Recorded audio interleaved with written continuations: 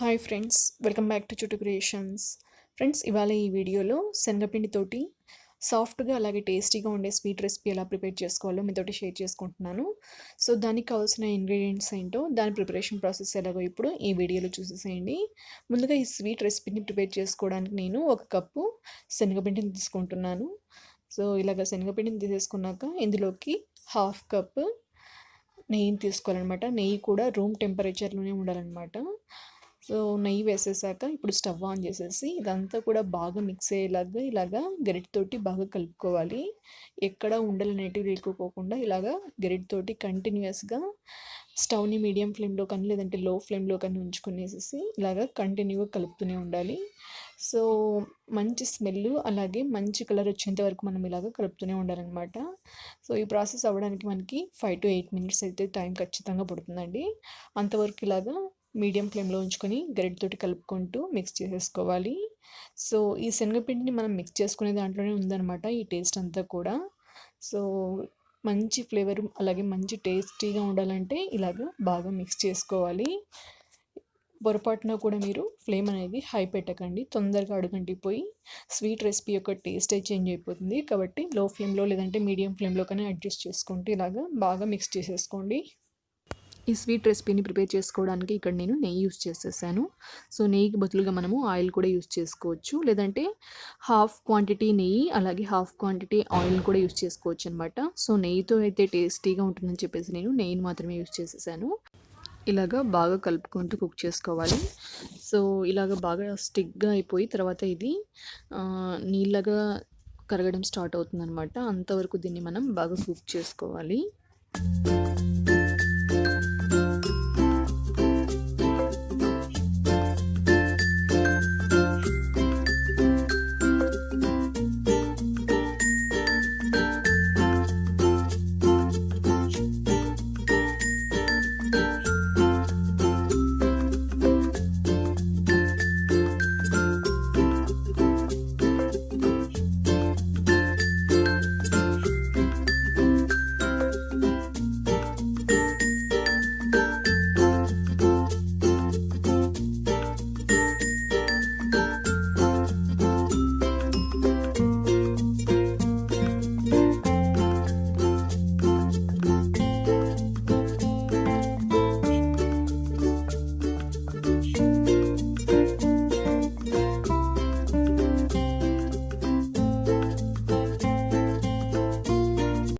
చూడండి, ఇందులో ఉన్నటువంటి నెయ్యి ఇలాగా బాగా నెమ్మదిగా మెల్ట్ అవ్వడం జరుగుతూ ఇలాగా నీళ్ళగా అయిపోతుంది అనమాట. ఇప్పుడు స్టవ్ ఆఫ్ చేసేసి దీన్ని పక్కన పెట్టేసుకుందాము కొంచెం చల్లబడేంత వరకు.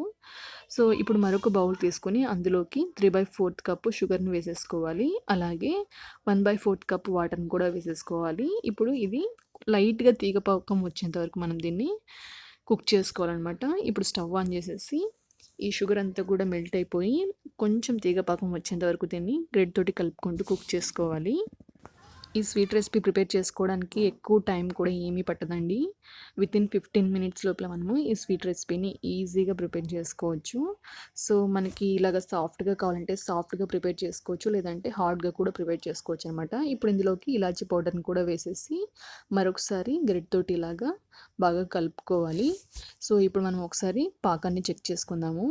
ఇలాగ టచ్ చేసి మనం చూసినట్టయితే ఇలాగ స్ట్రింగ్ కన్సిస్టెన్సీ రావాలన్నమాట. చూడండి, ఇలాగ లైట్గా స్ట్రింగ్ ఫామ్ అయితే సరిపోతుంది అనమాట. ఇది పర్ఫెక్ట్ అనమాట.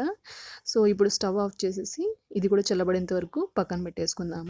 ఇప్పుడు మరొక ప్లేట్ని తీసేసుకొని ఇలాగ నెయ్యి కానీ లేదంటే ఆయిల్ కానీ అప్లై చేసుకొని పక్కన పెట్టేసుకోవాలి. సో ఇప్పుడు చక్కెర పాకము అలాగే ముందుగా ప్రిపేర్ చేసి పెట్టుకున్నటువంటి శనగపిండి మిక్చర్ అయితే ఉంది కదండి, అది కూడా లైట్గా చల్లారిపోయాయి. ఇప్పుడు ఇందులోకి ముందుగా రెడీ చేసి పెట్టుకున్నటువంటి ఈ చక్కెర పాకాన్ని ఇందులో కొంచెం కొంచెంగా వేసుకుంటూ స్టవ్ ఆన్ చేసేసి ఇలాగా మీడియం ఫ్లేమ్లో కలుపుకుంటూ కుక్ చేసుకోవాలి. ఒకేసారి ఈ చక్కెర పాకాన్ని అంతా వేయకూడదు, కొంచెం కొంచెం వేసేసుకుంటూ ఎక్కడ ఉండలు అనేటివి లేకపోకుండా ఇలాగా బాగా మిక్స్ అయ్యేలాగా మనము గరిటెతోటి కలుపుకోవాలి. సో ఈ ప్రాసెస్ అంతా కూడా మీడియం ఫ్లేమ్లో కానీ లేదంటే లో ఫ్లేమ్లో కానీ ఉంచుకొని చేసుకోవాలి.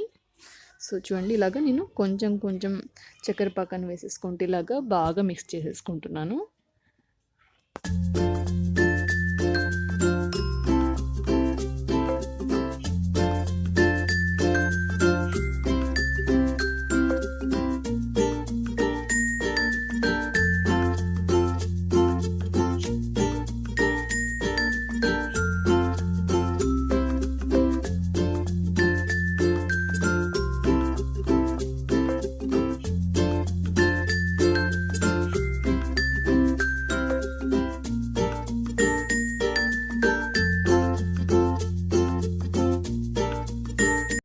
దీన్ని బాగా దగ్గర పడేంత వరకు మనము గరిటెతోటి కలుపుకుంటూ కుక్ చేసుకోవాలి.